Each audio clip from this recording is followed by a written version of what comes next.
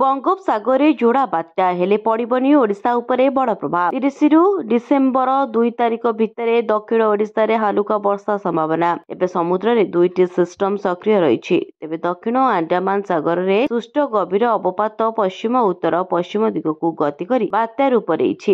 ଭାରତୀୟ ପାଣିପାଗ ବିଭାଗ ସୂଚନା ଅନୁସାରେ ବାତ୍ୟା ସେନାୟାର ଇଣ୍ଡୋନେସିଆ ଉପକୂଳକୁ ଅତିକ୍ରମ କରିବ ବୋଲି ଚିତ୍ର ସ୍ପଷ୍ଟ ହୋଇଛି। ତେବେ ଏହି ସିଷ୍ଟମର ପ୍ରଭାବ ଓଡ଼ିଶାରେ ପଡୁନଥିବା ବେଳେ ଶ୍ରୀଲଙ୍କା ଉପକୂଳ ସମୁଦ୍ରରେ ସୃଷ୍ଟ ଲଘୁଚାପ 28 କିମ୍ବା 29 ତାରିଖ ବେଳକୁ ବାତ୍ୟାରେ ପରିଣତ ହୋଇପାରେ। ସମ୍ଭାବ୍ୟ ବାତ୍ୟାର ପ୍ରଭାବ ତାମିଲନାଡୁ ଓ ଆନ୍ଧ୍ରରେ ରହିବ ବୋଲି ବିଭିନ୍ନ ମଡେଲ ଆକଳନ କରିଛନ୍ତି। ତେବେ ଶ୍ରୀଲଙ୍କା ଉପକୂଳରେ ସୃଷ୍ଟି ହେବାକୁ ଥିବା ସମ୍ଭାବ୍ୟ ବାତ୍ୟାର ପ୍ରଭାବରେ 30 ଡିସେମ୍ବର 2 ତାରିଖ ଭିତରେ ରାଜ୍ୟର ଦକ୍ଷିଣ ଓଡ଼ିଶାର କିଛି ଜିଲ୍ଲାରେ ମାନଙ୍କରେ ସାମାନ୍ୟ ହୋଇପାରେ ବୋଲି ପୂର୍ବାନୁମାନ କରାଯାଇଛି। ରାଜ୍ୟରେ କିଛି ଦିନ ଧରି ତାପମାତ୍ରା ବୃଦ୍ଧି ପାଉଥିବା କାରଣରୁ ଶୀତକୁ କମିଛି।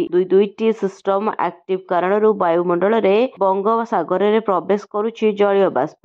ଏହା ପ୍ରଭାବରେ ଶୀତ କମୁଛି। ତେବେ ଆସନ୍ତା 3 ତାରିଖ ବେଳକୁ ପୁଣି ବଢ଼ିବ ଶୀତ। ରିପୋର୍ଟ ନ୍ୟୁଜ ଦୁନିଆ।